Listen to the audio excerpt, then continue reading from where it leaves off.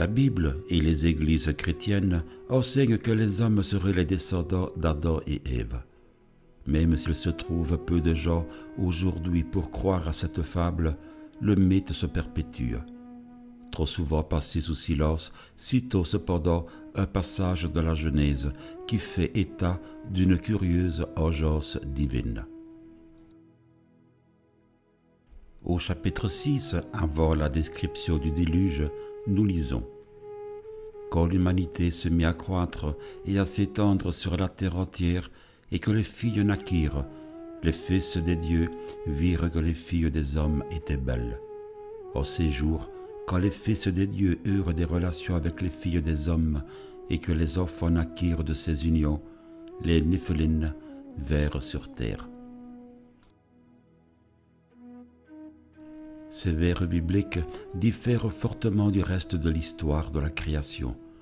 Ils ont dû poser de nombreux problèmes aux traducteurs et aux théologiens. Qui sont ces dieux en question? La Bible dément l'existence d'autres dieux. Le mot qui désigne les dieux, Elohim, ne peut se traduire que par Dieu, qui présente les marques du pluriel d'un bout à l'autre de la création. Mais alors, pourquoi ces fils de Dieu interviendraient-ils dans les affaires terrestres, quand Yahvé est supposé avoir créé Adam à son image pour le servir sur terre? L'épisode des fils de Dieu semble venu tout droit d'un paganisme qui aurait échappé à la vigilance des scribes juifs. Mais cette étrange croyance ne constitue pas un fait isolé. Elle se retrouve dans la mythologie grecque qui nous raconte les aventures amoureuses de ces dieux. Dans le passé, tout noble grec digne de ce nom plaçait son ascendance parmi les héros et les princes issus des dieux de l'Olympe. Le commerce charnel entre mortels et des êtres venus d'ailleurs apparaît clairement dans le folklore des Indiens Thompson, de la Colombie-Britannique, qui vous diront comment des gens venus du ciel enlevèrent une femme mariée.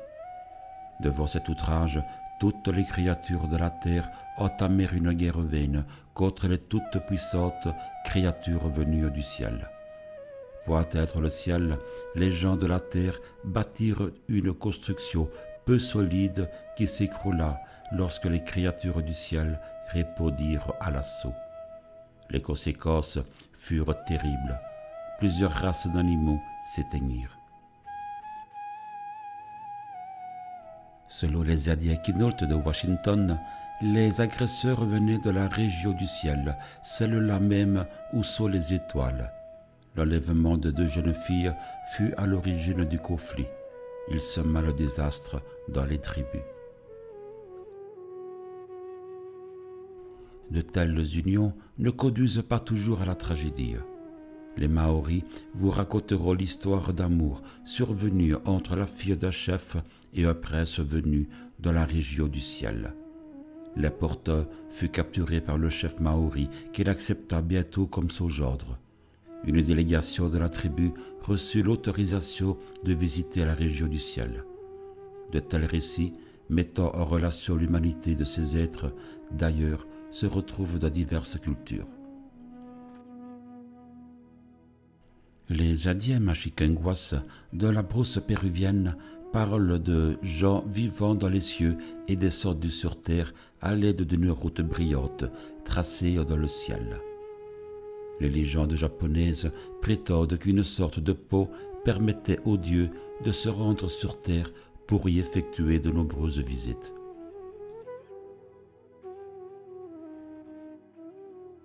Quelle attitude devons-nous adopter face à ces légendes mystérieuses, quelquefois considérées comme ridicules?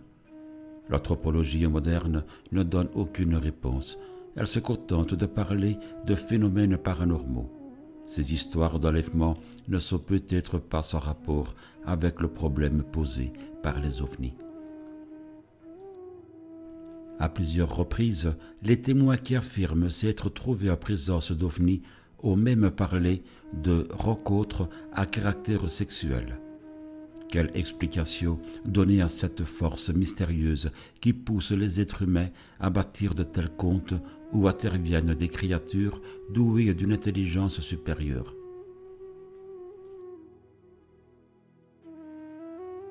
L'hypothèse qui consiste à penser que ces récits seraient les vestiges de contacts historiques entre des hommes et des êtres venus d'ailleurs semble difficilement acceptable. Pourtant, certains la prennent en considération.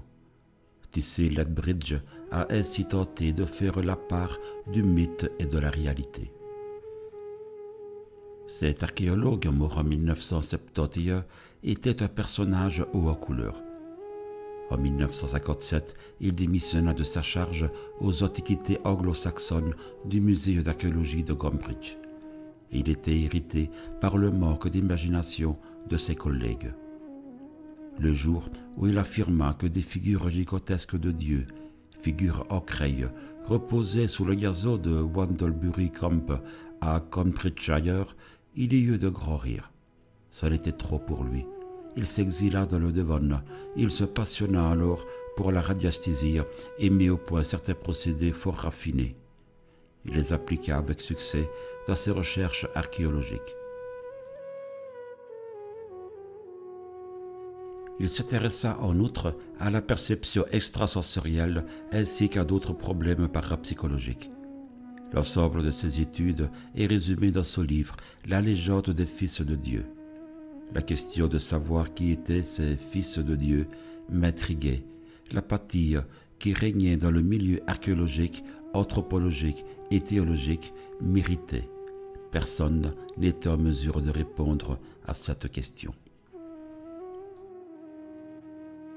Lethbridge commença par la base, un point fondamental. Qui étaient les dieux? Pourquoi l'éternité entière les avait-elle vus ainsi? Cette légende échappait à toute analyse. Elle ne s'apparentait avec aucun isme connu. Ce n'était ni au totémisme, ni à l'anthropomorphisme. Rien de tout cela. Il était simplement dit qu'une race connue sous le nom de Fils de Dieu avait eu des relations avec une autre race, celle des filles des hommes. Lethbridge se pencha sur d'autres croyances mythologiques, notamment celles qui mettaient en scène les véhicules utilisés par les anciens dieux.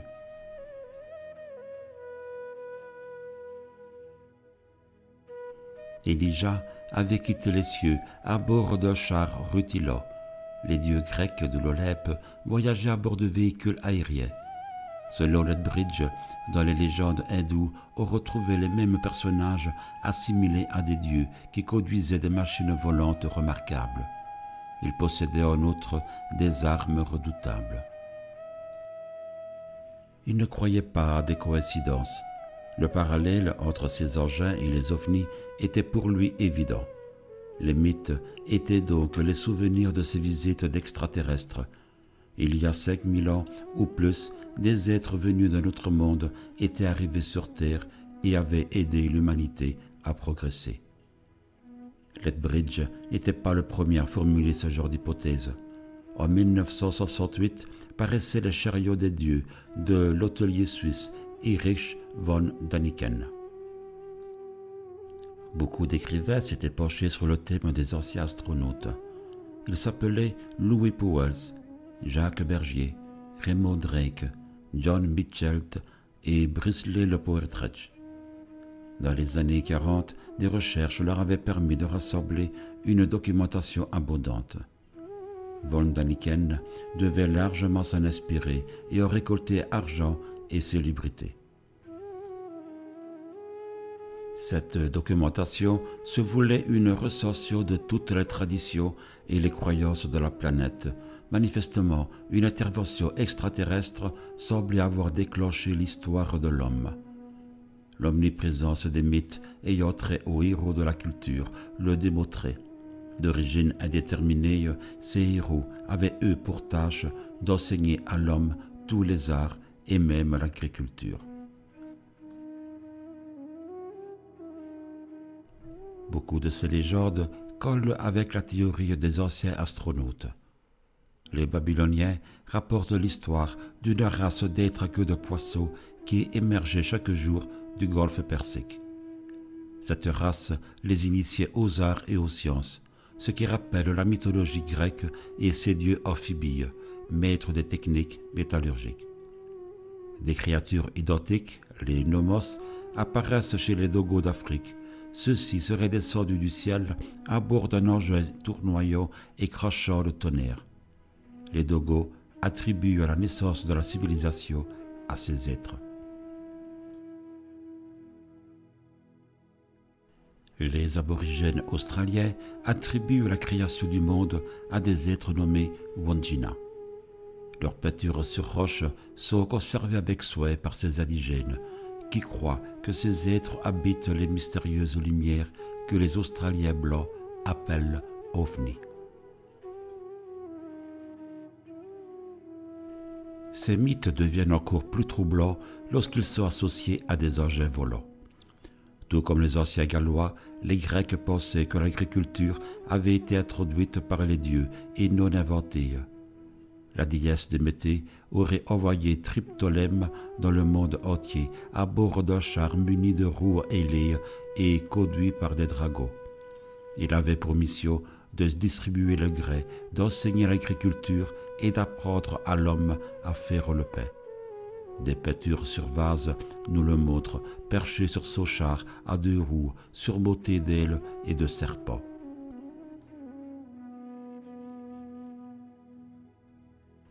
Comment ne pas penser au prophète Ézéchiel, qui eut une des plus célèbres visions de Yahvé. Assis au bord de la rivière Chebar, en Babylonie, Ézéchiel vit dans le lointain un tourbillon qui se transforma en nuage pour atterrir ensuite dans un bruit de tonnerre. Il se retrouva en présence d'un véhicule éblouissant de lumière qui lui sembla composé de roues, d'ailes et de créatures vivantes. Assise sur un trône, une forme d'apparence humaine. La similitude avec le char de Triptolème ne peut être accidentelle. Une monnaie juive datant du IVe siècle avant notre ère montre Jéhovah assis sur un véhicule qui ressemble à celui qu'évoque la légende grecque. La mythologie de l'Inde admet très clairement les manifestations extraterrestres. On y retrouve la plupart des éléments propres aux légendes des fils de Dieu. Les dieux et les demi-dieux qui descendent des cieux délivrent ainsi la connaissance et prennent pour femmes des mortels. Ils se déplacent dans de magnifiques engins qui laissent le vent loin derrière, où montent des bêtes étranges. Les poèmes épiques racontent des batailles où des sortes de missiles saccagent les campagnes. C'est l'arme qui contient le pouvoir de l'univers. Elle répand une fumée plus brillante que 10 000 soleils. Les écrivains de ces civilisations ont tellement de témoignages sur le sujet que l'histoire paraît vraisemblable. Il n'est guère facile de confirmer ou d'infirmer. C'est une exploration pas à pas dans l'inconnu, en doutant longtemps sur les légendes d'Homère jusqu'à la découverte de Troie et de Mycène. Un exemple à méditer.